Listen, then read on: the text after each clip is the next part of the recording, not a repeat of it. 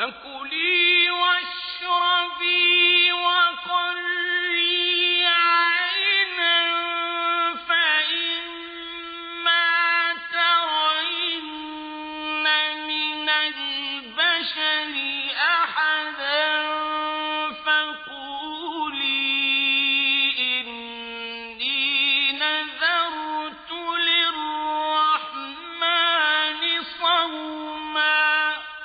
Hello, everyone. Assalamu alaikum. Peace be upon all of you. I want to thank you for joining the first episode of the Islamic Mary podcast. I'm really excited to start this podcast, and I want to talk about why I started the podcast. And arguably, it really began when I started my first book on the Bible and the Quran and biblical figures in the Islamic tradition.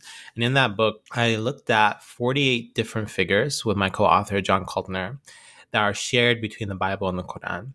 And when I was looking at the book, I was surprised to learn and see that there's this many shared figures between the Bible and the Quran. And arguably, this book originated with my name. So as you know, my name is Yunus. And growing up here in the United States, many times I was only Yunus in my class. People didn't really know how to pronounce my name. They would say Yunus or Jonas or Giannis. I remember one story with my football coach where he kept calling me Jonas. And then I told my coach, I said, Coach, my name is Eunice. And then he said, don't worry, Jonas, I'll get it right. And I didn't correct him after that. So growing up with this unusual name, a name that was unique and that other people did not know, I became very conscious of that name. When people had struggled with it and tried to understand it, I would tell people and say, hey, my name is Eunice, and this is equivalent to Jonah. And then people would immediately know and say, oh, Jonah, yeah, I know about Jonah and the whale. So this was a way for me to speak about my name in a way that other people could understand it and connect to Western society and culture. So growing up, I also became really interested in prophetic stories and names. My dad actually comes from a line of prophetic names. So his father had this interest in names of prophets. So he named his first son Ishmael or Ismail. He named his second son Ibrahim or Abraham. His third son Ishaq or Isaac. And then he named my father Yaqub or Jacob. So when my father was having his firstborn child, he went to his father and asked him, what should I name my child? And he said, if it's going to be a girl, then name the child Fatima. And if it's going to be a boy, name him Yunus.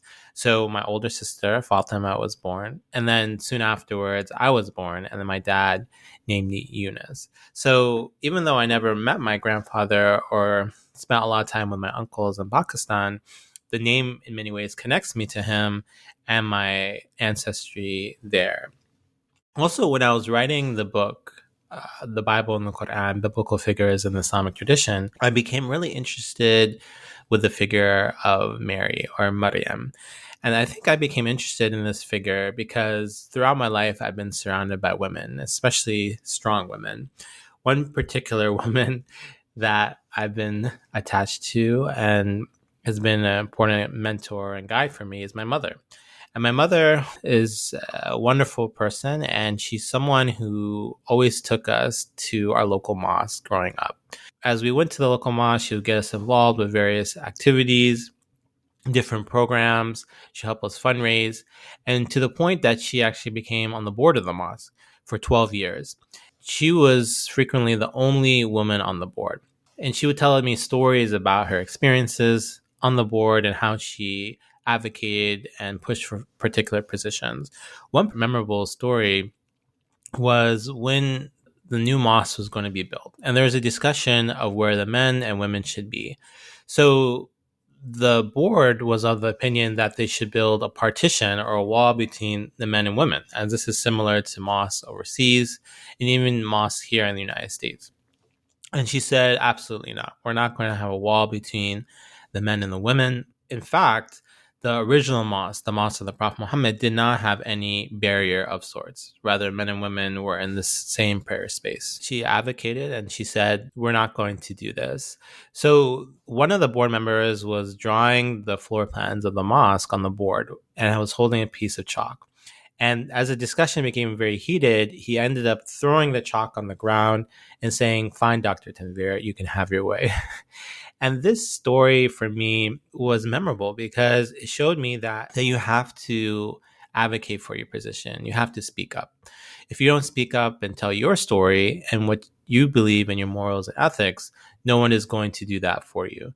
Secondly, you have to think institutionally. You have to work with the current institution. She could have left the mosque, start her own space, but she felt it would be most productive if she made sure that her views and the views of other people she represented were represented in the mosque itself. And third, you have to speak up for the marginalized, people who may not be in the room, people who may not actually have power or influence, but want to be included in majoritarian spaces. So even though she was the only woman in the room, she felt she had that responsibility to speak up for other women. So growing up in this family, I had also 3 sisters and no brothers. So I was frequently the odd person out. I would be always tagging along and be like, hey guys, let me play your games and get involved. Other times I would be my by myself in the basement playing sports and other games, to the point that I joined my sister's Girl Scout troop as an honorary member. That they some maybe felt bad for me or they wanted to include me. So growing up in a family with 3 sisters and a strong mother made me always think about women and women issues. Now I've grown up and I'm a father and I have 3 daughters of my own. I don't have any sons. And having 3 daughters and a strong wife who's similar to my mother makes me think about the challenges that women face, whether that be here in America and American society, in the workplace and school, but also in terms of religion and religious spaces and spirituality. I now am part of my daughter's Girl Scout troops, and I'm actually the cookie manager. So if you ever want any Samoas or Thin Mints, let me know. And I think the figure of Mary also generates out of my work on Abraham. So after 9/11, there was a important discussion about the clash of civilizations. I remember I was a college student during 9/11, and I was actually a student at Georgetown University taking Arabic. And one of my fellow students walked in and she said, do you know what happened? And we were all stunned and asked, what happened? And she said, we've been attacked. So class was immediately canceled. I remember going to one of my colleagues' dorm rooms and watching the attacks occur on the television and the Twin Towers bursting in flame. I remember trying to get into my car, driving back, and there was a huge traffic jam of people trying to get home. I was living or going to school in Washington, D.C. at the time. And many people could even see the smoke from the Pentagon that had occurred not too long ago. The cell phone towers were jammed. And I remember going home and feeling my life had changed forever. Later that week, I would go to campus and feel that people might be looking at me differently and that my world had altered and I didn't know what was going to happen next.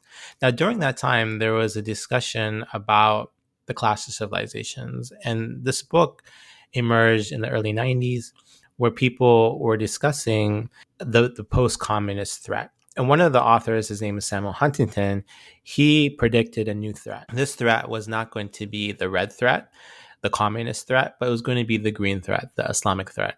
And as he famously said, Islam has bloody borders, that there is no way for us to prevent this clash between America and Western society and Muslims and Muslim nations. Now, at the same time, post 9/11, there was a counter narrative, and people were saying, well, maybe we can actually coexist with Muslims and with people from the East. And Abraham became an important figure in this discussion. And there was books on Abrahamic faiths, the idea that Muslims, Jews, and Christians all come from the same family. And they all look at Abraham as a source of piety and unity. And he's someone that can bring people of difference together. And myself, I became really interested in the figure of Abraham. I wrote about him as an iconoclast in the Quran. Also, later on, wrote about the sacrifice of Abraham, of his son, Isaac, Ishaq, or Ishmael, Ismail in the Islamic tradition. I became fascinated on this idea of shared figures and how someone that was represented in the various scriptures could unite people of difference. At the same time, there have been pushback here. People like John Levinson and others have written books say, well, Abraham is found in these various traditions, but at the same time, he's understood differently. And people from these different eras, from these different religions, and understanding within their particular theology. So as I've been writing on Abraham, I became increasingly interested in Mary or Maryam. And I think Mary provides us with certain possibilities that Abraham doesn't. Part of this podcast is to look at Islam and interreligious studies, Christian Muslim relations, through a figure and through a personality. And I think Maryam, allows us to look more closely at female leadership. One of the discussions today is on the role of women and women in society. We have a first female vice president here in the United States, and we have women increasingly becoming present in religious spaces, whether as ordained pastors or ministers or being resident scholars and chaplains. So I think Maryam allows us to look at these questions of women's role in society and their potential leadership in a unique way. I think also Maryam allows us to look at the Quran and scripture and more closely and to gain better insights within it.